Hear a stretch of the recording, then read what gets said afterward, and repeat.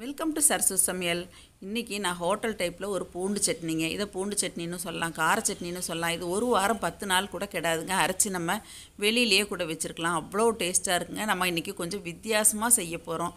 அந்த வித்தியாசமாக செய்கிற பூண்டு சட்னி எப்படி செய்கிறதுன்னு பார்க்கலாங்க. இட்லி, தோசை, பணியாரம் இதுக்கெல்லாம் இந்த மாதிரி அரைச்சி வச்சுட்டா ரொம்பவே டேஸ்ட்டாக இருக்குங்க, அருமையாக இருக்குங்க. இப்போ வாங்க எப்படி செய்கிறது பார்க்கலாம். இந்த லிஸ்ட்டில் கொடுத்துருக்க பொடி வகைகள் எல்லாமே நாங்கள் வீட்லேயே தயாரிக்கிறோங்க. தேவைப்படுறவங்க எங்களை காலையில் 10 மணிலேருந்து இரவு 7 மணி வரைக்கும் இங்கே கொடுத்துருக்க வாட்ஸ்அப் நம்பரில் காண்டாக்ட் பண்ணலாங்க. இன்றைக்கி நம்ம செய்ய போகிற பூண்டு சட்னிக்கு தேவையான பொருட்கள் இங்கே எடுத்து வச்சுருக்கேங்க. இந்த மாதிரி நான் 2 பூண்டு எடுத்துக்கிட்டேன். இதை நல்லா உரிச்சிட்டு இந்த மாதிரி தண்ணியில் வாஷ் பண்ணிவிட்டு எடுத்து வச்சுருக்கேங்க. ஒரு 10 காஞ்ச மிளகாய் எடுத்துருக்கேங்க. புளி கொஞ்சம் ஒரு சின்ன நெல்லிக்காய் அளவுக்கு நம்ம எடுத்துக்கலாம். அப்புறம் கடுகு, உளுத்தம்பருப்பு, கடலைப்பருப்பு, கருவேப்பிலை இதை வச்சுட்டு தாங்க நம்ம பண்ண போகிறோம். கொஞ்சம் வித்தியாசமாக நம்ம உளுத்தம்பருப்பு, கடலைப்பருப்பு இன்றைக்கி வறுத்து அரைச்சி தான் நம்ம செய்ய போகிறோம். வாங்க இப்போ எப்படி செய்கிறது பார்க்கலாம். கடலைப்பருப்பு 1 டேபிள் ஸ்பூன் எடுத்துக்கலாங்க. உளுத்தம்பருப்பு 1.5 டேபிள் ஸ்பூன் எடுத்துக்கலாம். இப்போ இது நல்லா பொன்னிறமாக வர வரைக்கும் வறுத்துக்கலாம். பாருங்கள், இப்போ நம்ம சேர்த்த பருப்பு கொஞ்சம் கலர் சேஞ்ச் ஆக ஆரம்பிச்சிருச்சு. இந்த ஸ்டேஜில் நம்ம அடுப்பை ஆஃப் பண்ணிவிட்டு ஆற வச்சுட்டு இதை நல்லா மிக்சியில் சேர்த்து ட்ரையாக அரைச்சிக்கலாங்க. இப்போ நம்ம வறுத்த உளுத்தம்பருப்பு, கடலைப்பருப்பு ஆறினதுக்கப்புறமா இந்த மாதிரி நான் அரைச்சிக்கிட்டேங்க. பாருங்கள், கையில் தொட்டு பார்த்தீங்க அப்படின்னா கொஞ்சம் கொரகொரப்பாக இருக்கணுங்க. அந்த மாதிரி அரைச்சிக்கணும். இதை ஒரு பவுலில் சேர்த்துக்கலாங்க. இப்போ இதே மிக்ஸி ஜாரில் நம்ம மிளகாய் சேர்த்துடலாங்க. காரத்துக்கு தேவையான அளவு நம்ம சேர்த்துக்கலாம். இந்த சட்னி கொஞ்சம் காரசாரமாக இருந்தால் தான் நல்லாயிருக்கும். அதனால் நான் 10 மிளகாய் எடுத்திருக்கேன். இப்போ நம்ம உரிச்சு வச்ச பூண்டு சேர்த்துக்கலாம். இப்போ இந்த புளியும் சேர்த்துடலாங்க.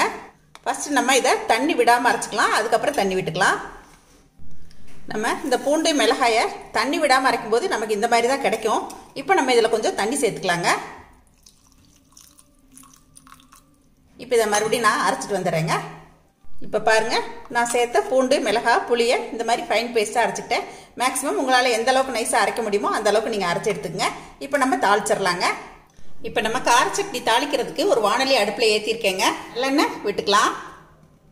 இந்த சட்னிக்கு கொஞ்சம் எண்ணெய் அதிகமாக தாங்க விடணும். கடுகு தாளிச்சிக்கலாம். கொஞ்சம் உளுத்தம்பருப்பு சேர்த்துக்கலாம். காஞ்ச மிளகாய் தாளிப்புக்கு கொஞ்சம் போட்டுக்கலாம். கருவேப்பிலை சேர்த்துக்கலாங்க. பாருங்க, கடுகு, உளுத்தம்பருப்பு நல்லா செவந்து வந்தாச்சு. நம்ம ட்ரையாக அரைச்சி வச்சுருக்கோம் இல்லைங்களா, இந்த உளுந்து கடலைப்பருப்பு பொடி இதில் சேர்த்துடலாம்.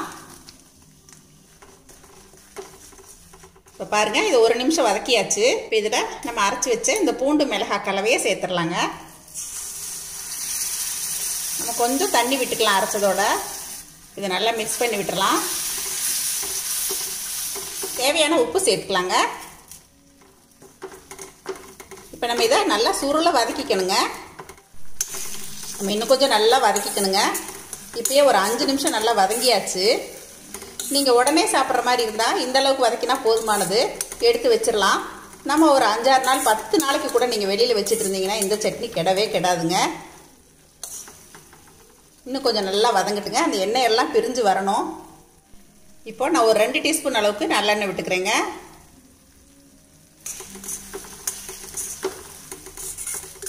நம்ம போடுற ஆயில் தான் இந்த சட்னியை கெடாமல் வச்சுருக்கோம். அதுக்காக இதுக்கெல்லாம் கொஞ்சம் ஆயில் அதிகமாக தாங்க பிடிக்கும் இந்த சட்னிக்கு. இந்த சட்னியை நான் மறுபடியும் ஒரு 5 நிமிஷம் நல்லா அடுப்பை குறைச்சி வச்சே நான் வதக்கிட்டேங்க. இப்போ பாருங்கள், ஓரத்துல எல்லாம் எண்ணெய் நல்லா பிரிஞ்சு வர ஆரம்பிச்சிருச்சு. இந்த ஸ்டேஜில் நம்ம அடுப்பை ஆஃப் பண்ணிடலாங்க. நம்மளோட கமகமாக கார சட்னி ரெடி ஆகிடுச்சுங்க. இன்றைக்கி எங்கள் வீட்டில் கார சட்னியும் கூடவே இட்லியும் இன்னொரு கொத்தமல்லி சட்னியும் எங்கள் வீட்டில் ரெடியாக இருக்குங்க. இட்லி வேண்டான்னு சொல்கிறவங்க கூட இந்த சட்னியை ரொம்பவே விரும்பி சாப்பிடுவாங்க. இந்த சட்னி ஹோட்டல் டைப்பில் ரொம்பவே சூப்பராக இருக்குங்க. என்னங்க, இப்போ நம்மளோட கமகமாக கார சட்னி ரெடி ஆகிடுச்சுங்க. இதை பூண்டு சட்னின்னு சொல்லலாம், கார சட்னின்னு சொல்லலாம். இந்த மாதிரி நீங்கள் சுருளை வதக்கி எடுத்து வச்சுட்டிங்கன்னா இது ஒரு வாரம் 10 நாளைக்கு நீங்கள் வெளியிலேயே வச்சுட்டு இருந்தீங்கன்னா கூட கெடாதுங்க. ரொம்பவே அருமையாக இருக்குங்க. அதுவும் நீங்கள் இதை ஃப்ரிட்ஜுக்குள்ளெல்லாம் வச்சிட்டிங்கன்னா ஒரு 10-20 நாளைக்கு அப்படியே இருக்குங்க. தேவைப்படுறப்ப எடுத்துக்கலாம். நம்ம கூட ஒரு தேங்காய் சட்னி, கொத்தமல்லி சட்னி இந்த மாதிரி எல்லாம் அரைக்கும் போது இதை அடிஷ்னலாக நம்ம எடுத்து வச்சுக்கலாங்க. இட்லி, தோசைக்கெல்லாம் ரொம்பவே அருமையாக இருக்குங்க. கோதுமை தோசை எல்லாத்துக்குமே ரொம்ப சூப்பராக இருக்குங்க. கண்டிப்பாக இதை நீங்களும் ட்ரை பண்ணி பாருங்கள். இதை பார்த்துட்டு எப்பயும் போல் உங்களோட ஃபீட்பேக் சொல்லுங்கள், ஷேர் பண்ணுங்கள், சப்ஸ்கிரைப் பண்ணுங்கள். தேங்க்யூ. சரசு சமையல் பாருங்கள், சமையல் நல்லா பண்ணுங்கள்.